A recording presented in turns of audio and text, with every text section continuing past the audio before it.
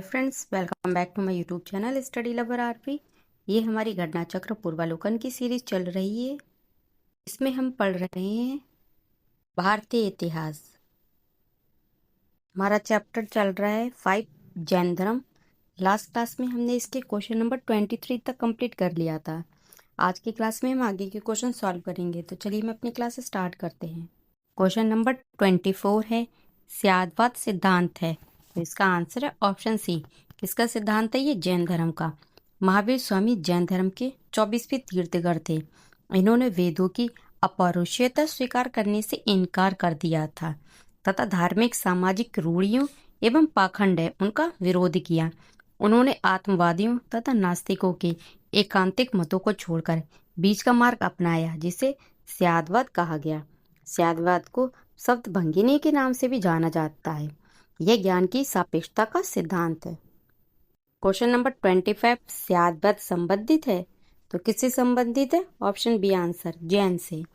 Question number 26, निम्नलिखित में से कौन कौन से सिद्धांत जैन धर्म से संबंधित है? फर्स्ट दे रखा है अनेकांतवाद, सेकेंड है सर्वस्तिवाद, थर्ड शून्यवाद और फोर्थ है स्यादवाद। नीचे दी गई कोड का प्रयोग कर सही उत्तर चुनिए। तो इसका आंसर है ऑप्शन ए। कौन कौन सा?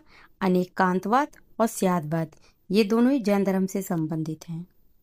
अनेकांतवाद एवं स्यादवाद जैन धर्म से संबंधित है। महावीर स्वामी ने आत्मवादियों तथा नास्तिकों के एकांतिक मतों को छोड़कर बीच का मार्ग अपनाया, जिसे स्यादवाद कहा गया। स्यादवाद को सप्तभंगिनी भी कहा जाता है। यह ज्ञान की सापेक्षता का सिद्धांत है। स्यादवाद जैन दर्शन है। इसके प्रमाण शास्त्र से संबंधित अवधारणा है। अनेकांतवाद जैन दर्शन के तत्वशास्त्र से संबंधित अवधारणा है। शून्यवाद तथा सर्वास्तिवाद बौद्ध धर्म से संबंधित है। तो हमारा ऑप्शन ए सही उत्तर है। क्वेश्चन नंबर 27, जैन दर्शन के अनुसार सृष्टि की रचना एवं पालन पोषण। तो इसका आंसर है ऑप्शन ए, सार्वभौमिक विज्ञान से हुआ है। जैन दर्शन के अनुसार समस्त विश्व जीव तथा अजीव नामक दो नित्य एवं स्वतंत्र तत्वों से मिलकर बना है। जीव चेतन तत्व है, जबकि अजीव है वो अचेतन जड़ तत्व है। यहाँ जीव से तात्पर्य उपनिषदों की सार्वभौमिक आत्मा से न होकर व्यक्तिगत आत्मा से है। जैन मतानुसार आत्माएं अनेक होती हैं तथा सृष्टि के कण कण में जीवों का वास है। अतः विकल्प ए सही उत्तर है, जिसमें उल्लेखित है कि जैन दर्शन के अनुसार सृष्टि की रचना एवं पालन पोषण सार्वभौमिक विधान से हुआ है। इसका कोई संचालक या नियंत्रणकर्ता नहीं है। क्वेश्चन नंबर 28, अनेकांतवाद निम्नलिखित में से किसका क्रोध सिद्धांत एवं दर्शन है? तो इसका आंसर है ऑप्शन बी, जैन मत। अनेकांतवाद जैन धर्म का क्रोध सिद्धांत एवं दर्शन है। यह जैन दर्शन के तत्वशास्त्र से संबंधित धारणा है। क्वेश्चन नंबर 29, जैन दर्शन के संबंध में निम्नलिखित कथनों पर विचार कीजिए। फर्स्ट है इसमें जैन दर्शन दो मुख्य सिद्धांतों के इर्द गिर्द घूमता है, अर्थात अनेकांतवाद और स्यादवाद। तो ये करेक्ट है। सेकंड दे रखा है अनेकांतवाद के अनुसार प्रत्येक प्राणी में कई गुण होते हैं। वह स्थायी गुण जो किसी वस्तु की प्रकृति का निर्माण करता है गुण कहलाता है। तो ये भी करेक्ट है। उपरोक्त कथनों में से कौन से कथन सही हैं? तो इसका आंसर है ऑप्शन सी, 1 और 2 दोनों ही सही हैं। जैन दर्शन के दो मुख्य सिद्धांत हैं, अनेकांतवाद तथा स्यादवाद। अनेकांतवाद जैन दर्शन है, इसके तत्वशास्त्र से संबंधित है, जबकि जो स्यादवाद है वो जैन दर्शन के प्रमाण शास्त्र से जुड़ा है। सत्ता की दृष्टि से जैन दर्शन जिसे अनेकांतवाद की संज्ञा प्रदान करता है, उसे ही ज्ञान की दृष्टि से स्यादवाद की संज्ञा देता है। अनेकांतवाद के अनुसार प्रत्येक वस्तु या प्राणी के दो पक्ष होते हैं, नित्यता और अनित्यता। इसके अनुसार वस्तुओं प्राणियों के अनंत गुण हैं। इनमें कुछ गुण अनित्य अर्थात अस्थायी हैं तथा कुछ गुण हैं वो नित्य अर्थात स्थायी हैं।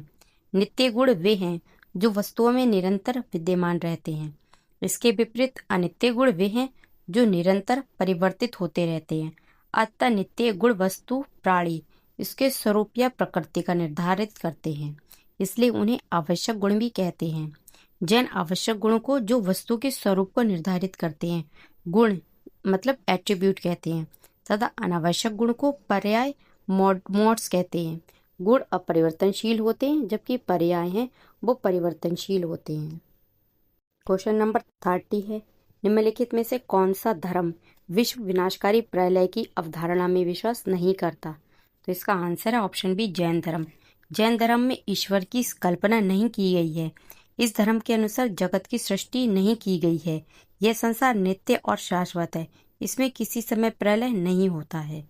क्वेश्चन नंबर 31, जैन धर्म का आधारभूत बिंदु है तो क्या है? इसका आंसर है ऑप्शन सी, अहिंसा।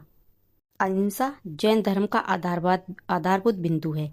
जैन धर्म में सम्यक चरित्र के अंतर्गत परिव्राजकों तथा अथवा तापसों के लिए अहिंसा, सत्य, असत्य, ब्रह्मचर्य एवं अपरिग्रह नामक पंच महाव्रत की व्यवस्था की गई है। क्वेश्चन नंबर 32, यापनीय किसका एक संप्रदाय था? तो इसका आंसर है ऑप्शन बी, जैन धर्म का। यापनीय जैन धर्म का एक संप्रदाय था जिसकी उत्पत्ति यद्यपि दिगंबर संप्रदाय से हुई थी, तथापि ये संप्रदाय कतिपय श्वेतांबर मान्यताओं का भी पालन करता था। क्वेश्चन नंबर 33, भारत की धार्मिक प्रथाओं के संदर्भ में स्थानकवासी संप्रदाय का संबंध किससे है? तो इसका आंसर है ऑप्शन बी, जैन मत। स्थानकवासी श्वेतांबर जैनों का एक संप्रदाय है। यह संप्रदाय अपने पूर्ववर्ती सुधारवादी संप्रदाय लोका, जिसकी स्थापना लोंकाशा इन्होंने की थी, इससे उत्पन्न हुआ है। इस संप्रदाय के लोग मूर्तियों की पूजा नहीं करते। क्वेश्चन नंबर 34, निम्नलिखित में से कौन सबसे पूर्वकालिक जैन ग्रंथ कहलाता है? ए दे रखा है 12 अंग, बी दे रखा है 12 उपांग, सी दे रखा है 14 पूर्व, डी दे रखा है 14 पूर्व। तो इसका आंसर ऑप्शन सी है, 14 पूर्व। 14 पूर्व प्राचीनतम ग्रंथ जैन ग्रंथ है। अंतिम नंद राजा है, इनके समय में संभूत विजय तथा भद्रबाहु जैन संघ के अध्यक्ष थे तथा यही महावीर द्वारा प्रदत्त 14 पूर्व पुव्वों के विषय में जानने वाले अंतिम व्यक्ति थे। क्वेश्चन नंबर 35, प्रारंभिक जैन साहित्य निम्नलिखित में से किस भाषा में लिखे गए हैं? तो इसका आंसर ऑप्शन है, अर्धमागधी।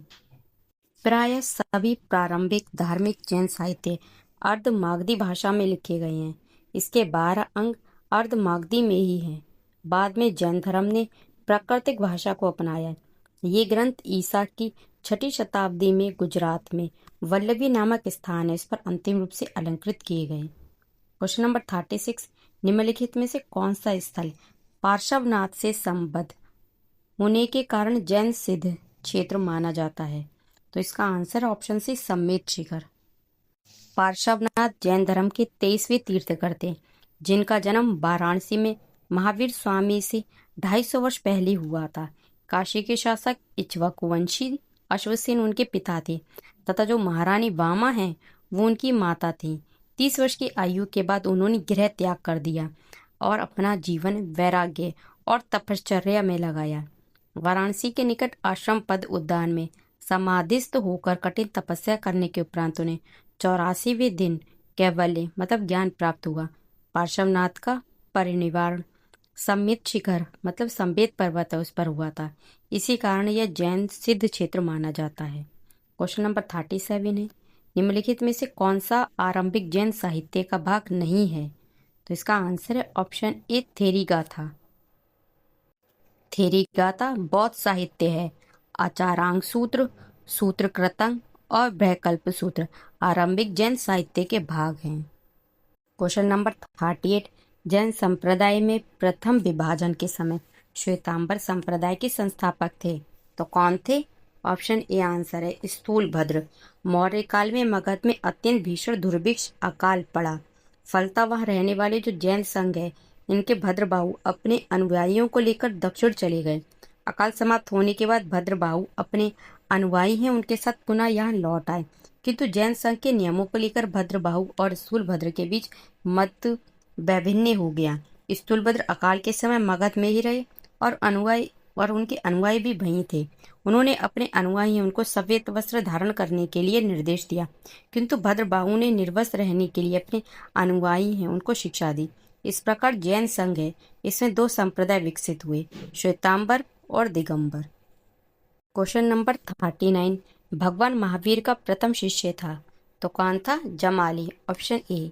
भगवान महावीर का जन्म जातक क्षत्रियों के संघ के प्रधान सिद्धार्थ के यहाँ 599 ईसा पूर्व में हुआ था। उनकी पत्नी का नाम यशोदा था। उनसे प्रियदर्शन नामक एक पुत्री उत्पन्न हुई। उस पुत्री का विवाह जमाली नाम के व्यक्ति से हुआ था, जो बाद में महावीर स्वामी उनका अनुयायी बन गया। यह उनका प्रथम शिष्य था। क्वेश्चन नंबर 40, महावीर का प्रथम अनुयायी कौन था? तो इसका आंसर ऑप्शन है जमाली। क्वेश्चन नंबर 41, किस जैन सभा में अंतिम रूप से श्वेतांबर आगम है इसका संपादन हुआ? तो इसका आंसर ऑप्शन डी, पाटलिपुत्र में। चंद्रगुप्त मौर्य के शासनकाल में पाटलिपुत्र में प्रथम जैन संगीति आयोजित किया गया, जिसमें श्वेतांबर आगम का संपादन किया गया। चूंकि प्राचीन जो जैन शास्त्र हैं वो नष्ट हो गए थे, अतः उन्हें पुनः एकत्र करने के लिए चतुर्थ शताब्दी ईसा पूर्व में इस प्रथम जैन सभा उसका आयोजन किया गया था, जिसमें भद्रवाहु हैं इनके अनुयायियों ने भाग नहीं लिया था। क्वेश्चन नंबर 42, निम्नलिखित में से किस स्थान पर प्रथम जैन परिषद का आयोजन हुआ था? तो इसका आंसर है option A, Pataliputra. Question number 43, Jain साहित्य से संबंधित निम्नलिखित कथनों को पढ़िए तथा सटीक विकल्प को चुनिए। कथन फर्स्ट दे रखा है, श्वेतांबर धर्मसूत्र में 12 अंग शामिल हैं, तो ये करेक्ट है। कथन 2 दे रखा है, श्वेतांबर परंपरा के अनुसार इन अंगों का संकलन वल्लभी में आयोजित एक धर्मसभा में किया गया था, तो सेकंड वाला है ये हमारा गलत हो जाता है। तो इसका आंसर ऑप्शन डी। कथन 1 सही है लेकिन कथन 2 गलत है। श्वेतांबर मत अनुयायी हैं। इन्होंने प्रथम जैन संगीति जो 310 ईसा पूर्व में पाटलिपुत्र में हुई थी, इसमें 12 अंगों का संकलन किया गया। दिगंबरों का मानना था कि महावीर की शिक्षाएं 12 अंग है, उनका ज्ञान लुप्त हो चुका है।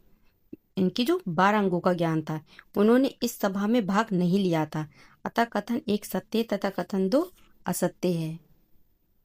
क्वेश्चन नंबर 44, निम्न कथनों पर विचार कीजिए। फर्स्ट है, वर्तमान महावीर की माता लिच्छवी के मुख्य चेटक की पुत्री थी, तो ये गलत है, ये उनकी पुत्री नहीं बल्कि बहन थी।